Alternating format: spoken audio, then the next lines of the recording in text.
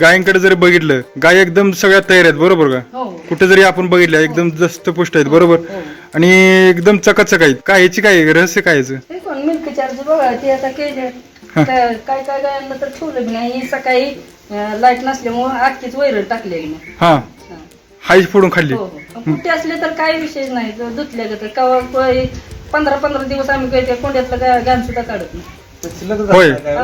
म्हणजे चाऱ्याची तुमची बचत झाली. हो मग पहिलं चारा शिल्लक राहत होता, हो आता शिल्लक राहत नाही. आता काय सुद्धा नाही. म्हणजे जे काही चारा खातेत गायी त्याचं पूर्ण पचन व्यवस्थित हो, होते. पूर्ण पचन.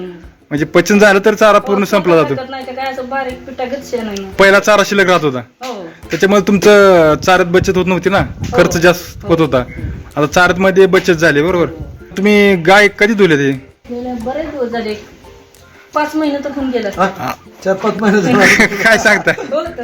आता धुतल्यासारखी दिसायला लागली. आता कुठे जरी आपण बघितलं गाय इकडं एकदम म्हणजे धुल्यासारखं. पाणी मारल्या तरी चमकते ते ही गाय. हा नुसतं पाणी मारल्या तरी. बर, हो. एवढी चमक कुठून आली? ही कोण मिल्क चार्ज. मिल्क चार्जची.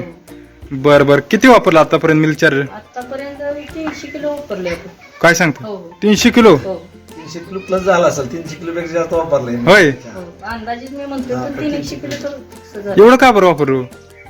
रिझल्ट मिळाला म्हणून वापर. होय, कसं काय तुम्ही इकडे वळाले मिल्क चार्ज इकडे? ती मी असंच ती इंस्टावर ही बघून हा. ग्रुपला फोन केलता कोणाला कोणत्या तर साहेबांना, मग त्यांना ग्रुपला ऍड केलं. मग हा. असं बघत बघत आपल्या गायला एका लंपी झालता. ओके, हा ती मग म्हणलं आता शेवटचा पर्याय म्हणून आपण वापर वापरू. बरोबर. त्याला चांगला रिझल्ट मिळाला. ती समजायला चालू केलं. हा, त्याचा गोट्यातला प्रॉब्लेमच संपला.